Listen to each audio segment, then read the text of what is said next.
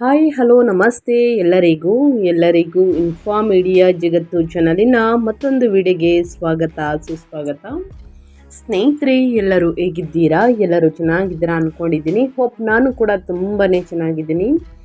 ಎಲ್ಲರೂ ಚೆನ್ನಾಗಿದ್ದೀರಾ ಅಂದ್ಕೊಂಡು ಭಾವಿಸ್ಕೊಂಡು ಇವತ್ತಿನ ಒಂದು ವಿಡಿಯೋನ ಶುರು ಮಾಡಿಬಿಡೋಣ. ಇವತ್ತಿನ ಒಂದು ವಿಡಿಯೋದಲ್ಲಿ ಮಕರ ರಾಶಿಯವರಿಗೆ ಆಗಸ್ಟ್ 12ರಿಂದ ಏನೆಲ್ಲ ಬದಲಾವಣೆಗಳನ್ನು ನೋಡಲಿದ್ದೀರಿ, ಯಾವುದರ ಬಗ್ಗೆ ಮುನ್ನೆಚ್ಚರಿಕೆಗಳನ್ನು ತೆಗೆದುಕೊಳ್ಬೇಕು, ಏನೆಲ್ಲ ಅದೃಷ್ಟದ ಫಲಗಳನ್ನು ಗಳಿಸಲಿದ್ದೀರಿ ಅನ್ನೋದನ್ನ ಒಟ್ಟಾರೆಯಾಗಿ ಇದೇ ವಿಡಿಯೋದಲ್ಲಿ ತಿಳಿಸ್ಕೊಡ್ತಾ ಹೋಗ್ತೀನಿ. ಇದನ್ನೆಲ್ಲ ಕಂಪ್ಲೀಟ್ ಆಗಿ ಮಕರ ರಾಶಿಯವರು ತಿಳ್ಕೋಬೇಕು. ಸಣ್ಣ ಪುಟ್ಟ ಪರಿಹಾರಗಳನ್ನೆಲ್ಲ ಫಾಲೋ ಅಪ್ ಮಾಡಬೇಕು ಅಂದರೆ ಎಲ್ಲೂ ಕೂಡ ವಿಡಿಯೋನ ಸ್ಕಿಪ್ ಮಾಡಬಾರ್ದು. ಅಂದರೆ ವಿಡಿಯೋನ ಕಟ್ ಮಾಡಿ ಓಡಿಸ್ಕೊಂಡು ಹೋಗಿ ನೋಡ್ತೀರಾ, ಇದು ಫುಲ್ ಇನ್ಫಾರ್ಮೇಷನ್ ಅರ್ಥ ಆಗಲ್ಲ. ಸೊ ಹಾಗಾಗಿ ಎಲ್ಲ ವಿಡಿಯೋದಲ್ಲೂ ತಿಳಿಸ್ತಾ ಇರ್ತೀನಿ. ಬಿಗಿನಿಂದ ಹೆಣ್ಣು ತನಕ ವಿಡಿಯೋವನ್ನು ವಾಚ್ ಮಾಡಿ. ವಿಡಿಯೋದಲ್ಲಿ ಒಳ್ಳೆ ಮಾಹಿತಿ ಸಿಕ್ಕಿದ್ದಲ್ಲಿ, ಈ ವಿಡಿಯೋ ಯೂಸ್ಫುಲ್ ಅನಿಸಿದ್ದಲ್ಲಿ ವಿಡಿಯೋಗೆ ಲೈಕ್ ಮಾಡೋದನ್ನ ಮರ್ತಿದ್ರೆ ಲೈಕ್ ಮಾಡಿ. ಇನ್ನೂ ನನ್ನ ಚಾನಲ್ನ ಸಬ್ಸ್ಕ್ರೈಬ್ ಮಾಡ್ಕೊಂಡಿಲ್ಲ ಅಂದರೆ ಇನ್ಫಾರ್ಮ್ ಮೀಡಿಯಾ ಜಗತ್ತಿಗೆ ಸಬ್ಸ್ಕ್ರೈಬ್ ಆಗಿ. ಇದೇ ರೀತಿ ನಿಮ್ಮ ರಾಶಿ ಭವಿಷ್ಯವನ್ನು ಪ್ರತಿನಿತ್ಯ ತಿಳಿಸ್ಕೊಡ್ತಾ ಹೋಗ್ತೀನಿ. ಯಾರೆಲ್ಲ ಸಬ್ಸ್ಕ್ರೈಬ್ ಮಾಡಿಕೊಂಡು ಪ್ರತಿನಿತ್ಯ ವಿಡಿಯೋ ವಾಚ್ ಮಾಡ್ತಿದ್ದೀರಾ ಸ್ನೇಹಿತರೆ, ಅಂಥವರಿಗೆ ಥ್ಯಾಂಕ್ ಯು ಸೋ ಮಚ್ ಅಂತ ಹೇಳ್ತಾ ವಿಡಿಯೋದ ಕಡೆ ಗಮನ ಕೊಟ್ಬಿಡೋಣ. ಆಗಸ್ಟ್ 12, 2026ರಂದು ವರ್ಷದ 2ನೇ ಹಾಗೂ ಕೊನೆಯ ಸಂಪೂರ್ಣ ಸೂರ್ಯಗ್ರಹಣ ಸಂಭವಿಸಲಿದೆ. ಈ ಕಾರಣದಿಂದ ಮಕರ ರಾಶಿಯವರಿಗೆ ಸಾಕಷ್ಟು ಚೇಂಜಸನ್ನು ನೋಡಬಹುದು. ಇದು ಸ್ನೇಹಿತರೆ ಭಾರತದಲ್ಲಿ ಗೋಚರಿಸುವುದಿಲ್ಲದವಾದರೂ ಇಲ್ಲಿ ಯಾವುದೇ ಸೂತಕ ಕಾಲ ಇಲ್ಲ ಅಥವಾ ಧಾರ್ಮಿಕ ನಿಯಮಗಳು ಅನ್ವಯಿಸುವುದಿಲ್ಲ. ಆದರೂ ಜ್ಯೋತಿಷ್ಯದ ಪ್ರಕಾರ ಇದು ವಿಶೇಷ ಪ್ರಾಮುಖ್ಯತೆಯನ್ನು ಪಡೆದಿದೆ. 12 ರಾಶಿಯವರಿಗೆ ವಿಭಿನ್ನವಾಗಿ ಒಂದಲ್ಲ ಒಂದು ರೀತಿಯಲ್ಲಿ ಅದೃಷ್ಟ, ಒಂದಲ್ಲ ಒಂದು ರೀತಿಯಲ್ಲಿ ಎಚ್ಚರಿಕೆಯನ್ನು ನೀಡಲಿದೆ ಅಂತಲೇ ಹೇಳ್ಬೋದು ಸ್ನೇಹಿತರೆ. ಹಾಗಿದ್ರೆ ಮಕರ ರಾಶಿಯವರಿಗೆ ಈ ದಿನದಿಂದ ಏನೆಲ್ಲ ಬದಲಾವಣೆಗಳನ್ನು ವ್ಯಾಪಾರ ವ್ಯವಹಾರದಲ್ಲಿ, ಹಣಕಾಸಿನಲ್ಲಿ, ವೃತ್ತಿ ಜೀವನದಲ್ಲಿ, ಉದ್ಯೋಗದಲ್ಲಿ, ನಿಮ್ಮ ಆರೋಗ್ಯದಲ್ಲಿ ಏನೆಲ್ಲ ಬದಲಾವಣೆಗಳು ಕಂಡುಬರಲಿದೆ, ಯಾವುದರ ಬಗ್ಗೆ ಮುನ್ನೆಚ್ಚರಿಕೆಗಳನ್ನು ತೆಗೆದುಕೊಳ್ಬೇಕು ಅನ್ನೋದನ್ನ ತಿಳಿಸ್ಕೊಡ್ತೀನಿ. ಸಾಕಷ್ಟು ಜನರು ಕೇಳ್ತಾ ಇರ್ತೀರಾ, ಗ್ರಹಣದ ಸಮಯವನ್ನು ತಿಳಿಸ್ಕೊಡಿ, ಯಾವ ದಿನ ಅನ್ನೋದನ್ನ ಕೇಳ್ತಾ ಇರ್ತೀರಾ. ದಿನಾಂಕ ಆಗಸ್ಟ್ 12, 2026 ಬುಧವಾರದ ದಿನ. ಸಮಯ ರಾತ್ರಿ 9:04ರಿಂದ ಆಗಸ್ಟ್ 13ರಂದು ಬೆಳಿಗ್ಗೆ 4:25ರವರೆಗೆ ಇರಲಿದೆ ಸ್ನೇಹಿತರೆ. ಇನ್ನು ಗೋಚರಿಸುವಂತಹ ಸ್ಥಳಗಳು ಯಾವುದು ಅಂದರೆ ಯುರೋಪ್, ಗ್ರೀನ್ಲ್ಯಾಂಡ್, ಐಸ್ಲ್ಯಾಂಡ್ ಮತ್ತು ರಷ್ಯಾದ ಕೆಲವು ಭಾಗಗಳಲ್ಲಿ ಗ್ರಹಣದ ಗೋಚರತೆ ಇದೆ. ಇನ್ನು ಭಾರತದಲ್ಲಿ ಸ್ಥಿರತೆ ಅಂದರೆ ಸ್ಥಿತಿ ಗೋಚರಿಸುವುದಿಲ್ಲ, ಸೂತಕ ಇಲ್ಲ ಎಂದು ಹೇಳಿದ್ದಾರೆ ಸ್ನೇಹಿತರೆ. ಆದರೆ ವೈದಿಕ ಜ್ಯೋತಿಷ್ಯದ ಪ್ರಕಾರ ಸ್ವಲ್ಪ ಮಟ್ಟಿಗಾದ್ರೂ 12 ರಾಶಿಗಳ ಜನರ ಮೇಲೆ ವಿಭಿನ್ನವಾದ ಪರಿಣಾಮ ಬೀರಬಹುದು ಎಂದು ಜ್ಯೋತಿಷ್ಯರ ಲೆಕ್ಕಾಚಾರ. ಇನ್ನು ಜ್ಯೋತಿಷ್ಯದ ಮಹತ್ವ ಮತ್ತು ಪ್ರಭಾವವನ್ನು ಹೇಳೋದಾದರೆ, ಭಾರತದಲ್ಲಿ ಕಾಣಿಸದಿದ್ದರೂ ಜ್ಯೋತಿಷ್ಯದ ಪ್ರಕಾರ ಗ್ರಹಣವು ವಿಶ್ವ ಹಾಗೂ ಎಲ್ಲ 12 ರಾಶಿಗಳ ಮೇಲೆ ಪ್ರಭಾವ ಬೀರುತ್ತದೆ. ಕಟಕ ಮತ್ತು ಕನ್ಯಾ ರಾಶಿಯವರಿಗೆ, ಈ ರಾಶಿಯವರಿಗೆ ಕೆಲಸದಲ್ಲಿ ಅಡಚಣೆಗಳು ಉಂಟಾಗಬಹುದು, ಆರೋಗ್ಯದಲ್ಲಿ ಏರುಪೇರು ಅಥವಾ ಆರ್ಥಿಕ ಸವಾಲುಗಳು ಎದುರಾಗಬಹುದು ಎಂದು ತಿಳಿಸಿದ್ದಾರೆ. ಇನ್ನು ಜಾಗರೂಕತೆ, ಪ್ರಮುಖ ನಿರ್ಧಾರಗಳನ್ನು ಅದು ಹಣಕಾಸಿನಲ್ಲಾಗಲಿ ವ್ಯಾಪಾರ ವ್ಯವಹಾರದಲ್ಲಾಗಲಿ ತೆಗೆದುಕೊಳ್ಳುವ ನಿರ್ಧಾರಗಳು ಎಚ್ಚರಿಕೆ ವಹಿಸುವುದು ಉತ್ತಮ. ಇನ್ನು ಧಾರ್ಮಿಕ ನಿಯಮಗಳ ಬಗ್ಗೆ ಹೇಳೋದಾದರೆ, ಭಾರತದಲ್ಲಿ ಗ್ರಹಣ ಕಾಣಿಸದ ಕಾರಣ ಯಾವುದೇ ದೋಷ ಅಥವಾ ಪರಿಹಾರಗಳು ಅವಶ್ಯಕತೆ ಇರುವುದಿಲ್ಲ. ಹಾಗಿದ್ರೆ ಕೇಳ್ಬೋದು ನೀವು, ಈ 2 ರಾಶಿಗೆ ಮಾತ್ರನಾ ಅಂತಂದರೆ ಸ್ನೇಹಿತರೆ, 12 ರಾಶಿಯವರಿಗೆ ಒಂದಲ್ಲ ಒಂದು ರೀತಿಯಲ್ಲಿ ಪ್ರಾಬ್ಲಮ್ಗಳು ಎದುರಾಗಲಿದೆ. ಆದರೆ ಮಕರ ರಾಶಿಯವರಿಗೆ ಯಾವುದರ ಬಗ್ಗೆ ಎಚ್ಚರಿಕೆ ವಹಿಸಬೇಕು, ಏನೆಲ್ಲ ಅದೃಷ್ಟದ ಫಲಗಳನ್ನು ಗಳಿಸಲಿದ್ದೀರಿ ಮತ್ತು ಈ ದಿನ ಏನೆಲ್ಲ ಪರಿಹಾರವನ್ನು ಮಾಡಿದರೆ ಸ್ನೇಹಿತರೆ ಸಮಸ್ಯೆಗಳು ಕ್ರಮೇಣವಾಗಿ ಕಡಿಮೆಯಾಗಲಿದೆ ಅನ್ನೋದು ಕೂಡ ತಿಳಿಸ್ಕೊಡ್ತೀನಿ. ಸೊ ಹಾಗಾಗಿ ಎಲ್ಲೂ ಕೂಡ ಸ್ಕಿಪ್ ಮಾಡಬೇಡಿ ಅಂತ ಹೇಳ್ತಾ ಇರ್ತೀನಿ. ಹೆಚ್ಚು ಫ್ಯಾಮಿಲಿಗೆ, ಫ್ರೆಂಡ್ಸ್ಗೆ ಈ ರಾಶಿಯನ್ನು ಯಾರೆಲ್ಲ ಹೊಂದಿದ್ದಾರೆ ಅವ್ರಿಗೆ ವಿಡಿಯೋವನ್ನು ಶೇರ್ ಮಾಡ್ಬೋದು. ನಿಮ್ಮ ಕಡೆಯಿಂದ ಅದೃಷ್ಟದ ಭವಿಷ್ಯವನ್ನು ಅವರು ಕೂಡ ತಿಳ್ಕೊಂಡಂಗಾಗುತ್ತೆ. ಮಕರ ರಾಶಿಯವರಿಗೆ ಗ್ರಹಗಳ ಸಂಚಾರ ಹೇಗಿರಲಿದೆ, ಅದರ ಪ್ರಭಾವ ಹೇಗಿರಲಿದೆ ಅನ್ನೋದನ್ನ ಮೊದಲನೇದಾಗಿ ತಿಳಿಸ್ಕೊಡ್ತೀನಿ. ಕೆಲಸದ ಸ್ಥಳದ ಅಡಚಣೆಗಳನ್ನು ಜಯಿಸಲು ನಿಮ್ಮ ರಾಶಿಯ ಅಧಿಪತಿಯಾದ ಶನಿಯು ಕೆಲಸದ ಸ್ಥಳದ ಸವಾಲುಗಳನ್ನು ನಿರ್ವಹಿಸಲು ನಿಮಗೆ ಶಿಸ್ತನ್ನು ನೀಡುತ್ತದೆ. ಆದರೆ 6ನೇ ಮನೆಗೆ ಸ್ನೇಹಿತರೆ, 6ನೇ ಮನೆಗೆ ಗ್ರಹಗಳ ಸಂಚಾರ, ಮಂಗಳನ ಪ್ರವೇಶವು ನಿಮ್ಮ ಸ್ಪರ್ಧಾತ್ಮಕ ಮನೋಭಾವವನ್ನು ಹೆಚ್ಚಿಸುತ್ತದೆ. ಬಾಕಿ ಉಳಿದಿರುವಂತಹ ಸಾಲಗಳನ್ನು ತೀರಿಸಲು ಮತ್ತು ಕಚೇರಿಯ ಪ್ರತಿಸ್ಪರ್ಧಿಗಳನ್ನು ಮೀರಿಸಲು ಮುಂದಾಗಿದೆ. ನಿಮ್ಮ ಪಾಲುದಾರಿಕೆಯನ್ನು ಆದಷ್ಟು ನಂಬಿ.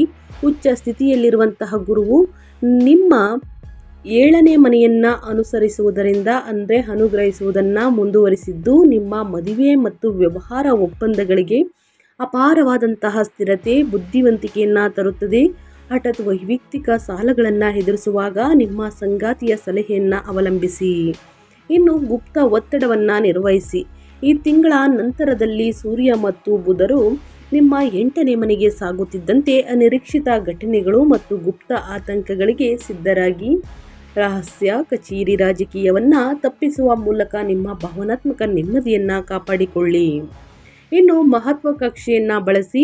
ನಿಮ್ಮ 9ನೇ ಮನೆಯಲ್ಲಿರುವಂತಹ ನೀಚ ಸ್ವರೂಪದ ಶುಕ್ರನು ನಿಮ್ಮ ಅದೃಷ್ಟವನ್ನು ಸ್ವಲ್ಪ ಕಡಿಮೆಗೊಳಿಸಿದರೂ ಬುಧನ ವೇಗದ ಸಂಚಾರವು ನಿಮ್ಮ ವ್ಯಾಪಾರ ಕೌಶಲ್ಯವನ್ನು ತೀಕ್ಷ್ಣಗೊಳಿಸಿ ವೃತ್ತಿ ಜೀವನದಲ್ಲಿ ಗಮನಾರ್ಹ ಪ್ರಗತಿಯನ್ನು ಸಾಧಿಸಲು ನಿಮಗೆ ಅನುವು ಮಾಡಿಕೊಡುತ್ತದೆ. ನಿಮ್ಮ ಗಮನವನ್ನು ಪ್ರಾಯೋಗಿಕ ದೈನಂದಿನ ಕರ್ತವ್ಯಗಳ ಮೇಲೆ ಇರಿಸಿ. ಮಕರ ರಾಶಿಯವರೇ, ಆಗಸ್ಟ್ ತಿಂಗಳು ನಿಮ್ಮ ದೃಢವಾದ ಮಹತ್ವಾಕಾಂಕ್ಷೆ ಮತ್ತು ಕರ್ತವ್ಯ ನಿಷ್ಠೆಗೆ ಸಂಪೂರ್ಣವಾಗಿ ಬೆಂಬಲ ನೀಡುವಂತಹ ಅತ್ಯಂತ ಅನುಕೂಲಕರವಾದ ಗ್ರಹಗಳ ಸಂಚಾರ ತಂದಿದೆ. ನಿಮ್ಮ ರಾಶಿಯ ಅಧಿಪತಿಯಾದ ವಕ್ರಿ ಶನಿಯು ನಿಮ್ಮ 3ನೇ ಮನೆಯಲ್ಲಿ ಸ್ಥಿರವಾದ ಮತ್ತು ಶಿಸ್ತಿನ ಸಂಚಾರವನ್ನು ಮುಂದುವರಿಸಿದ್ದು ನಿಮ್ಮ ಧೈರ್ಯಶಾಲಿ ಪ್ರಯತ್ನಗಳು ಮತ್ತು ಸಂವಹನವು ವಿಶ್ವಾಸಾರ್ಹವಾದ ದೀರ್ಘಕಾಲೀನ ಫಲಿತಾಂಶಗಳನ್ನು ನೀಡುವುದನ್ನು ಖಚಿತಪಡಿಸುತ್ತದೆ. ಅದೇ ರೀತಿ ಸ್ನೇಹಿತರೆ, ತಿಂಗಳ ದ್ವಿತೀಯಾರ್ಧದಲ್ಲಿ ಮಂಗಳನು ನಿಮ್ಮ 6ನೇ ಮನೆಗೆ ಪ್ರವೇಶಿಸುತ್ತಾರೆ. ಇದು ಕಚೇರಿಯ ಸ್ಪರ್ಧೆಯನ್ನು ಗೆಲ್ಲಲು ಮತ್ತು ಬಾಕಿ ಉಳಿದಿರುವ ಸಾಲಗಳನ್ನು ಆಕ್ರಮಣಕಾರಿಯಾಗಿ ಎದುರಿಸಲು ಅಗತ್ಯವಿರುವಂತಹ ಉಗ್ರ ಶಕ್ತಿಯನ್ನು ನಿಮಗೆ ನೀಡುತ್ತದೆ. 7ನೇ ಮನೆಯಲ್ಲಿ ಉಚ್ಚ ಸ್ಥಿತಿಯಲ್ಲಿರುವಂತಹ ಗುರುವಿನ ನಿರಂತರ ಉಪಸ್ಥಿತಿಯು ನಿಮ್ಮ ಮದುವೆ ಮತ್ತು ವ್ಯಾಪಾರ ಪಾಲುದಾರಿಕೆಗಳಿಗೆ ಅದ್ಭುತವಾದ ಸ್ಥಿರತೆ ಮತ್ತು ಬುದ್ಧಿವಂತಿಕೆಯನ್ನು ಒದಗಿಸುತ್ತದೆ. ಇದು ಪ್ರಬಲವಾದಂತಹ ಆಧಾರ ಸ್ತಂಭವಾಗಿ ಕಾರ್ಯನಿರ್ವಹಿಸುತ್ತದೆ. ಆದಾಗ್ಯೂ ತಿಂಗಳು ಮುಂದುವರಿದಂತೆ ಸ್ನೇಹಿತರೆ, ಸಾಕಷ್ಟು ಬದಲಾವಣೆ ಅಂತಲೇ ಹೇಳ್ಬೋದು. ನೀವು ಎಚ್ಚರದಿಂದ ಇರಬೇಕು. ಸೂರ್ಯ ಮತ್ತು ಬುಧರು ನಿಮ್ಮ 8ನೇ ಮನೆಗೆ ಸಾಗಲಿದ್ದು ಇದು ನಿಮ್ಮ ಸ್ಥೈರ್ಯವನ್ನು ಪರೀಕ್ಷಿಸುವಂತಹ ಹಠಾತ್ ಘಟನೆಗಳು ಮತ್ತು ಗುಪ್ತ ಅಡಚಣೆಗಳನ್ನು ಉಂಟು ಮಾಡುತ್ತದೆ.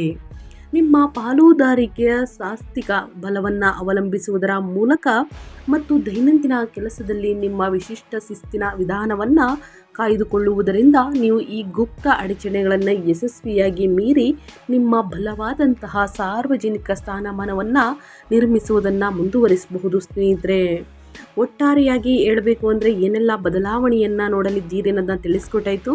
ಸೂರ್ಯ ನಿಮ್ಮ 8ನೇ ಅಧಿಪತಿ 7ನೇ ಮನೆಯಲ್ಲಿ ಸಂಚಾರವನ್ನು ಮಾಡುತ್ತಿದೆ ಆಗಸ್ಟ್ 1ರಿಂದ 17ನೇ ತಾರೀಕುವರೆಗೆ. ನಂತರ 8ನೇ ಮನೆಗೆ ಸ್ಥಳಾಂತರಗೊಳ್ಳಲಿದೆ. ಆಗಸ್ಟ್ 17ರಿಂದ ಸೆಪ್ಟೆಂಬರ್ 1ರವರೆಗೆ ಮೂಲ ತ್ರಿಕೋನದಲ್ಲಿ ಸಂಚಾರವನ್ನು ಮಾಡಲಿದೆ. ಇದರ ಪ್ರಭಾವ ಹೇಗಿರಲಿದೆ ಅಂದರೆ ಮಕರ ರಾಶಿಯವರಿಗೆ ಆರಂಭದಲ್ಲಿ ನಿಮ್ಮ ಪಾಲುದಾರಿಕೆಯನ್ನು ಬೆಳಗಿಸುತ್ತದೆ. ನಂತರ ಹಠಾತ್ ಘಟನೆಗಳು, ಗುಪ್ತ ಅಡಚಣೆಗಳು ಮತ್ತು ಪಿತ್ರಾರ್ಜಿತ ವಿಷಯವನ್ನು ನಿರ್ವಹಿಸುವುದರ ಮೇಲೆ ನಿಮ್ಮ ಗಮನವನ್ನು ಗಮನಾರ್ಹವಾಗಿ ಬದಲಾಯಿಸುತ್ತದೆ ಅಂತಲೇ ಹೇಳಬಹುದು. ಒಟ್ಟಾರೆಯಾಗಿ ಹೇಳಬೇಕು ಅಂತಂದರೆ ಮಕರ ರಾಶಿಯವರು ಗ್ರಹಗಳ ಸಂಚಾರ ಮತ್ತು ಗ್ರಹಗಳ ಸ್ಥಾನ ಬದಲಾವಣೆಯಿಂದ ಏನೆಲ್ಲ ಬದಲಾವಣೆಗಳು ಕಂಡು ಬರಲಿದೆ ಅನ್ನೋದನ್ನ ತಿಳಿಸ್ಕೊಟ್ಟಿದ್ದೀನಿ. ಇವಾಗ ಅದೇ ರೀತಿ ನಿಮ್ಮ ವೃತ್ತಿ ಮತ್ತು ಉದ್ಯೋಗ, ವ್ಯಾಪಾರ, ವ್ಯವಹಾರದ ಬಗ್ಗೆ ಹೇಳೋದಾದರೆ ದೈನಂದಿನ ಕರ್ತವ್ಯಗಳ ಬಗ್ಗೆ ನಿಮ್ಮ ಆಕ್ರಮಣಕಾರಿ ವಿಧಾನದಿಂದ ನಿಮ್ಮ ವೃತ್ತಿಪರ ಸ್ಥಾನಮಾನವು ಅಪಾರವಾಗಿ ಪ್ರಯೋಜನವನ್ನು ಪಡೆಯುತ್ತದೆ. ಆಗಸ್ಟ್ ತಿಂಗಳಲ್ಲಿ ಮಂಗಳನು ನಿಮ್ಮ 6ನೇ ಮನೆಗೆ ಪ್ರವೇಶಿಸುತ್ತಾರೆ. ಇದು ಬಾಕಿ ಇರುವಂತಹ ಕೆಲಸಗಳನ್ನು ತೆರವುಗೊಳಿಸುತ್ತದೆ. ಕಚೇರಿಯ ಪ್ರತಿಸ್ಪರ್ಧಿಗಳನ್ನು ಸೋಲಿಸಲು ಮತ್ತು ಸೇವಾ ಆಧಾರಿತ ಕಾರ್ಯಗಳಲ್ಲಿ ಪ್ರಾಬಲ್ಯವನ್ನು ಸಾಧಿಸಲು ನಿಮಗೆ ಉಗ್ರವಾದ ಸ್ಪರ್ಧಾತ್ಮಕ ಶಕ್ತಿಯನ್ನು ಒದಗಿಸುತ್ತದೆ ಸ್ನೇಹಿತರೆ. ಹಾಗಾಗಿ ಬಹಳಷ್ಟು ಎಚ್ಚರಿಕೆ ವಹಿಸಬೇಕಾಗುತ್ತದೆ. ಕೆಲಸದ ಸ್ಥಳದಲ್ಲಿ ನಿಮ್ಮ ಅಧಿಕಾರವನ್ನು ಚಲಾಯಿಸಲು ನೀವು ಹೆಚ್ಚು ಪ್ರೇರೇಪಿತರಾಗಿರುತ್ತೀರಿ. ಇದಲ್ಲದೆ ನಿಮ್ಮ 3ನೇ ಮನೆಯಲ್ಲಿ ವಕ್ರಿ ಶನಿಯು ನಿರಂತರ ಉಪಸ್ಥಿತಿಯು ಸ್ನೇಹಿತರೆ ನಿಮ್ಮ ಧೈರ್ಯಶಾಲಿ ಪ್ರಯತ್ನಗಳು ಮತ್ತು ಶಿಸ್ತಿನ ಸಂವಹನವು ನಿಮ್ಮ ಸಹೋದ್ಯೋಗಿಗಳಿಂದ ಹೆಚ್ಚು ಗೌರವಿಸಲ್ಪಡುವುದನ್ನು ಖಚಿತಪಡಿಸುತ್ತದೆ. ಬಾಕಿ ಉಳಿದಿರುವಂತಹ ಯಾವುದೇ ಕೆಲಸದ ಸ್ಥಳದ ವಿವಾದಗಳನ್ನು ವ್ಯವಸ್ಥಿತವಾಗಿ ಪರಿಹರಿಸಲು ಈ ಪ್ರಬಲ ಸಂಯೋಜನೆಯನ್ನು ಬಳಸಿ. ಹದಿಯಾಗೋ ತಿಂಗಳು ಮುಗಿಯುತ್ತಿದ್ದಂತೆ ಅಂದರೆ ಸೂರ್ಯಗ್ರಹಣ ಮುಗಿದ ನಂತರ ಶಕ್ತಿಯಲ್ಲಿ ಸ್ವಲ್ಪ ಬದಲಾವಣೆ.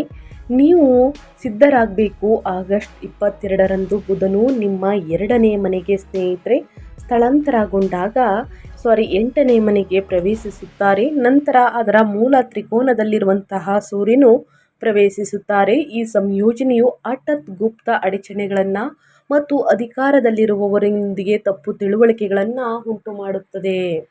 ನಿಮ್ಮ ಸಾರ್ವಜನಿಕ ಖ್ಯಾತಿಗೆ ಸವಾಲು ಹಾಕುವಂತಹ ಅನಿರೀಕ್ಷಿತ ಲೆಕ್ಕ ಪರಿಶೋಧನೆಗಳು ಅಥವಾ ರಹಸ್ಯ ಕಚೇರಿ ರಾಜಕೀಯವನ್ನು ನೀವು ಎದುರಿಸಬೇಕಾಗಿ ಬರಬಹುದು. ಈ ಗುಪ್ತ ಯುದ್ಧಗಳಲ್ಲಿ ಪಾಲ್ಗೊಳ್ಳಬೇಡಿ. ಬದಲಾಗಿ ನಿಮ್ಮ ವಿವರವಾದ ಗಮನವನ್ನು ಅವಲಂಬಿಸಿ ಮತ್ತು ನಿಮ್ಮ ವೃತ್ತಿ ಜೀವನದ ಸ್ಥಿತಿಯನ್ನು ರಕ್ಷಿಸಲು ಶ್ರದ್ಧೆಯ ಸೇವೆಯ ನಿಮ್ಮ ಸಾಬೀತಾದ ದಾಖಲೆಯನ್ನು ಅನುಮತಿಸಿ ಅಂತಲೇ ಹೇಳಬಹುದು. ಇನ್ನು ಅದೇ ರೀತಿ ವ್ಯಾಪಾರ ಸ್ವಯಂ ಉದ್ಯೋಗದ ಬಗ್ಗೆ ಹೇಳೋದಾದರೆ ಈ ದಿನದಿಂದ ಅಥವಾ ಈ ದಿನದ ನಂತರ ಮಕರ ರಾಶಿಯವರಿಗೆ ವ್ಯಾಪಾರ ಮಾಲೀಕರು ಪಾಲುದಾರಿಕೆಗಳು ಮತ್ತು ಒಪ್ಪಂದದ ಮಾತುಕತೆಗಳಿಗೆ ಆಳವಾಗಿ ಬೆಂಬಲಿಸುವ ತಿಂಗಳನ್ನು ಅನುಭವಿಸುತ್ತಾರೆ. ಉಚ್ಚ ಸ್ಥಿತಿಯಲ್ಲಿರುವಂತಹ ಗುರುವು ನಿಮ್ಮ 7ನೇ ಮನೆಯಲ್ಲಿ ತನ್ನ ಪ್ರಬಲ ಸಂಚಾರವನ್ನು ಮುಂದುವರಿಸಿದ್ದು ನಿಮ್ಮ ಸಾರ್ವಜನಿಕ ವ್ಯವಹಾರಗಳಿಗೆ ಅಪಾರ ಬುದ್ಧಿವಂತಿಕೆ ವಿಸ್ತರಣೆ ಮತ್ತು ಹೆಚ್ಚು ಲಾಭದಾಯಕ ಗ್ರಾಹಕರನ್ನು ತರುತ್ತದೆ. ಆಗಸ್ಟ್ ತಿಂಗಳಲ್ಲಿ 22ನೇ ತಾರೀಕುವರೆಗೆ ಬುಧನ ಸಂಚಾರ ಈ ಮನೆಗೆ ಸೇರಿದಾಗ ಸಂಕೀರ್ಣ ವ್ಯಾಪಾರ ಒಪ್ಪಂದಗಳನ್ನು ಸ್ಪಷ್ಟಪಡಿಸುವ ನಿಮ್ಮ ಸಾಮರ್ಥ್ಯವು ತೀಕ್ಷ್ಣವಾಗಿರುತ್ತದೆ. ನೀವು ಪಾರದರ್ಶಕ ಸಂವಹನವನ್ನು ಅವಲಂಬಿಸಿದರೆ ಮತ್ತು ನಿಮ್ಮ ಸ್ಥಾಪಿತ ವ್ಯವಹಾರ ಪಾಲುದಾರರ ಬುದ್ಧಿವಂತ ಸಲಹೆಯನ್ನು ನಂಬಿದರೆ ನೀವು ಹೆಚ್ಚು ಅನುಕೂಲಕರವಾದ ಪದಗಳನ್ನು ಸುಲಭವಾಗಿ ಭದ್ರಪಡಿಸಿಕೊಳ್ಳುತ್ತೀರಿ. ನಿಮ್ಮ ಪಾಲುದಾರಿಕೆಗಳು ಅಭಿವೃದ್ಧಿ ಹೊಂದುತ್ತಿರುವಾಗ ನಿಮ್ಮ 9ನೇ ಮನೆಯಲ್ಲಿರುವ ನೀಚ ಸ್ವರೂಪದ ಶುಕ್ರನು ವಿದೇಶಿ ಮಾರುಕಟ್ಟೆಗಳಿಗೆ ಅತಿಯಾದ ಮಹತ್ವಾಕಾಂಕ್ಷೆಯ ವಿಸ್ತರಣೆಯ ವಿರುದ್ಧ ಎಚ್ಚರಿಸುತ್ತಾನೆ. ದೂರದ ವ್ಯಾಪಾರದಲ್ಲಿ ನಿಮ್ಮ ಸಾಮಾನ್ಯ ಅದೃಷ್ಟವು ಪ್ರಸ್ತುತ ನಿರ್ಬಂಧಿಸಲ್ಪಟ್ಟಿದೆ ಮತ್ತು ಅಂತಾರಾಷ್ಟ್ರೀಯ ಒಪ್ಪಂದಗಳನ್ನು ಒತ್ತಾಯಿಸುವುದರಿಂದ ನಿರಾಶಾದಾಯಕ ವಿಳಂಬಗಳು ಉಂಟಾಗಬಹುದು, ಸ್ವಲ್ಪ ಅಡಚಣೆ ಉಂಟಾಗಬಹುದು ಸ್ನೇಹಿತರೆ. ಹಾಗಾಗಿ ಯಾವುದೇ ಸಮಯದಲ್ಲಿ ಒಪ್ಪಂದಗಳನ್ನು ತೆಗೆದುಕೊಳ್ಬೇಕು, ಯಾವ ಸಮಯದಲ್ಲಿ ಒಪ್ಪಂದಗಳನ್ನು ತೆಗೆದುಕೊಳ್ಬಾರ್ದು ಅನ್ನೋದನ್ನು ಕಂಪ್ಲೀಟಾಗಿ ತಿಳಿಸ್ಕೊಟ್ಟಿದ್ದೀನಿ.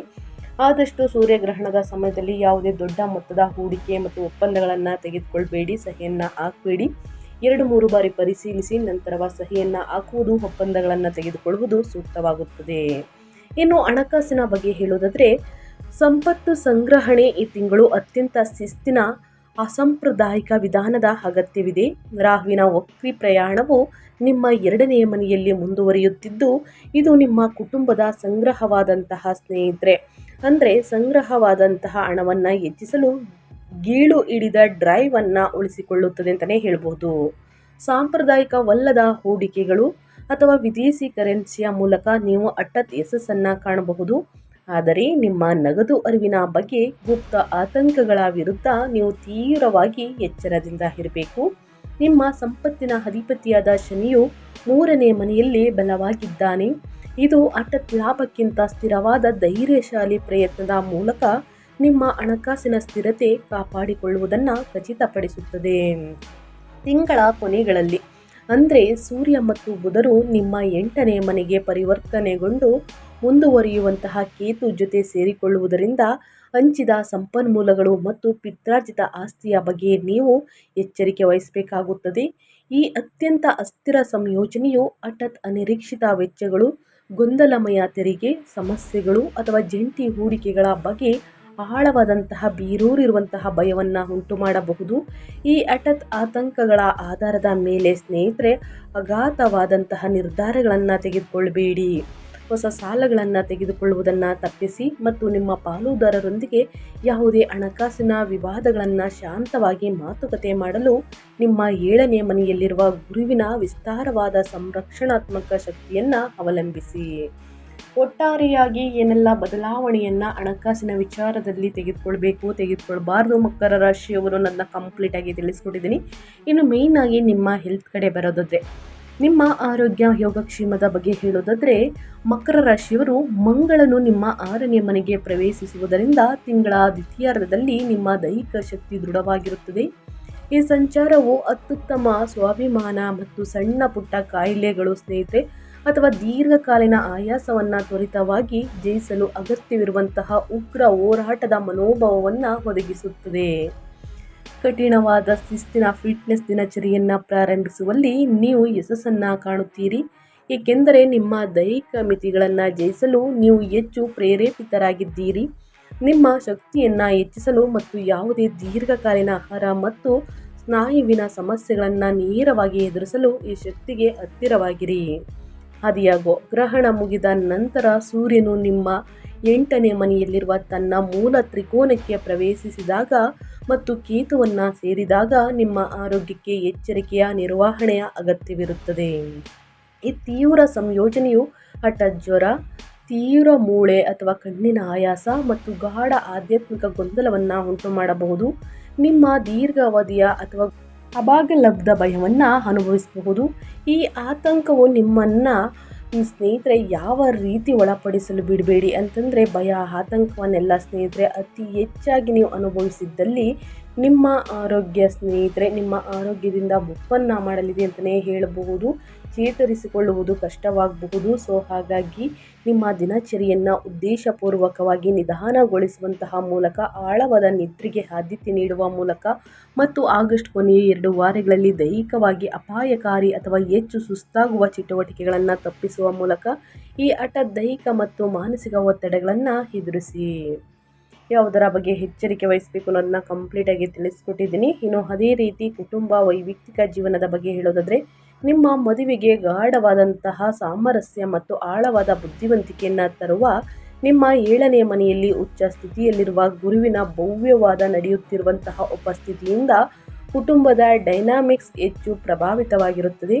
ನಿಮ್ಮ ಸಂಗಾತಿಯು ಆರಾಮ ಮತ್ತು ಪ್ರಾಯೋಗಿಕ ಬೆಂಬಲದ ಪ್ರಮುಖ ಮೂಲವಾಗಿರುತ್ತಾರೆ.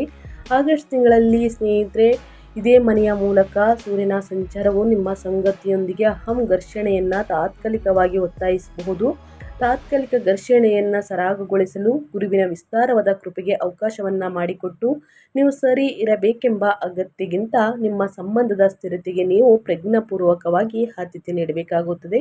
ಎಷ್ಟೇ ಕೋಪ ಮನಸ್ತಾಪ ಬಂದಿದ್ದಲ್ಲೂ ಅಲ್ಲೇ ಬಗೆಹರಿಸಿಕೊಳ್ಳಿ ಅಂತ ಹೇಳ್ತಾ, ಏನೆಲ್ಲ ಪರಿಹಾರವನ್ನು ಮಾಡಿದರೆ ಸಮಸ್ಯೆಗಳು ಕ್ರಮೇಣವಾಗಿ ಕಡಿಮೆಯಾಗಲಿದೆ ಅನ್ನೋದನ್ನ ತಿಳಿಸ್ಕೊಡ್ತೀನಿ ಸ್ನೇಹಿತರೆ. ಮೊದಲನೇದಾಗಿ ಸೂರ್ಯ ತಿಂಗಳ ನಂತರ ಸ್ನೇಹಿತರೆ ಅಥವಾ ಮಧ್ಯಭಾಗದಲ್ಲಿ ಹಠಾತ್ ಅಡಚಣೆಗಳನ್ನು ನಿರ್ವಹಿಸಲು ಮತ್ತು ನಿಮ್ಮ ಚೈತನ್ಯವನ್ನು ರಕ್ಷಿಸಲು ಪ್ರತಿ ಭಾನುವಾರ ಅಥವಾ ಸೂರ್ಯಗ್ರಹಣ ಮುಗಿದ ನಂತರ ಸೂರ್ಯೋದಯದ ಸಮಯದಲ್ಲಿ ಸೂರ್ಯನಿಗೆ ಅರ್ಘ್ಯವನ್ನು ನೀಡಿ, ಗೋಧಿ ಮತ್ತು ಬೆಲ್ಲವನ್ನು ದಾನ ಮಾಡಿ. ಅದೇ ರೀತಿ ಅಧಿಕಾರ ಘರ್ಷಣೆಗಳನ್ನು ನ್ಯಾವಿಗೇಟ್ ಮಾಡಲು, ಗುಪ್ತ ಆತಂಕಗಳನ್ನು ಸರಾಗಗೊಳಿಸಲು ಆದಿತ್ಯ ಹೃದಯ ಸ್ತೋತ್ರವನ್ನು ಪಠಿಸಿ. ಇನ್ನು ರಾಹು ನಿಮ್ಮ ಕುಟುಂಬದ ಸಂಪತ್ತಿನ ಬಗ್ಗೆ ಅಸಾಂಪ್ರದಾಯಿಕ ಭಯವನ್ನು ಶಾಂತಗೊಳಿಸಲು ಶನಿವಾರದಂದು ದೇವಸ್ಥಾನದಲ್ಲಿ ದುರ್ಗಾ ದೇವಿಯನ್ನು ಪೂಜಿಸಿ, ಉದ್ದಿನ ಬೇಳೆಯನ್ನು ದಾನ ಮಾಡಿ, ನಿರ್ಗತಿಕರಿಗೆ ಕಂಬಳಿಗಳನ್ನು ವಿತರಿಸಿ ಮತ್ತು ನಿಮ್ಮ ಮಾತನ್ನು ಸ್ಥಿರಗೊಳಿಸಲು ಮತ್ತು ನಿಮ್ಮ ಸಂಗ್ರಹವಾದ ಹಣವನ್ನು ರಕ್ಷಿಸಲು ದುರ್ಗಾ ಸಪ್ತಶತಿಯನ್ನು ಜಪಿಸಿ. ಇನ್ನು ಕೇತು 8ನೇ ಮನೆಯಲ್ಲಿ ಆಧ್ಯಾತ್ಮಿಕ ಗೊಂದಲ ಮತ್ತು ಆಳವಾದಂತಹ ಅಭದ್ರತೆಯನ್ನು ತೆರವುಗೊಳಿಸಲು ಮಂಗಳವಾರದಂದು ಅಥವಾ ಗ್ರಹಣ ಮುಗಿದ ನಂತರ ಗಣಪತಿ ದೇವರನ್ನು ಪೂಜಿಸಿ, ಗಣಪತಿಗೆ ಗರಿಕೆಯನ್ನು ಅರ್ಪಿಸಿ ಮತ್ತು ಹಠಾತ್ ಗುಪ್ತ ನಷ್ಟಗಳನ್ನು ತಡೆಯಲು ಗಣಪತಿ ಅಥರ್ವ ಶೀರ್ಷವನ್ನು ಪಠಿಸಿ. ಸ್ನೇಹಿತರೆ ಖಂಡಿತವಾಗಿಯೂ ಸಮಸ್ಯೆಗಳು ಕ್ರಮೇಣವಾಗಿ ಕಡಿಮೆಯಾಗಲಿದೆ ಅಂತಲೇ ಹೇಳಬಹುದು. ಮಕರ ರಾಶಿಯವರಿಗೆ ತಪ್ಪದೆ ಈ ಸಣ್ಣ ಪುಟ್ಟ ಪರಿಹಾರವನ್ನು ಮಾಡಿ ಅಂತ ಹೇಳ್ತಾ ವಿಡಿಯೋವನ್ನು ಎಂಡ್ ಮಾಡ್ತಾ ಇದ್ದೀನಿ. ಇವತ್ತಿನ ಒಂದು ವಿಡಿಯೋದಲ್ಲಿ ಸಂಪೂರ್ಣ ಮಾಹಿತಿ ಸಿಕ್ಕಿದ್ದಲ್ಲಿ, ಈ ವಿಡಿಯೋ ಯೂಸ್ಫುಲ್ ಅನಿಸಿದ್ದಲ್ಲಿ ವಿಡಿಯೋಗೆ ಲೈಕ್, ಕಮೆಂಟ್, ಶೇರ್ ಮಾಡಿ ನಿಮ್ಮ ಅಭಿಪ್ರಾಯವನ್ನು ತಿಳಿಸಿ. ನಿಮಗೂ ಮತ್ತು ನಿಮ್ಮ ಕುಟುಂಬಕ್ಕೆ ತುಂಬಾ ಒಳ್ಳೆಯದಾಗಲಿ. ಮತ್ತೊಂದು ವಿಡಿಯೋ ಜೊತೆ ಮತ್ತೊಂದು ಹೊಸ ಭವಿಷ್ಯದಲ್ಲಿ ಸಿಗ್ತೀನಿ. Thank you for watching.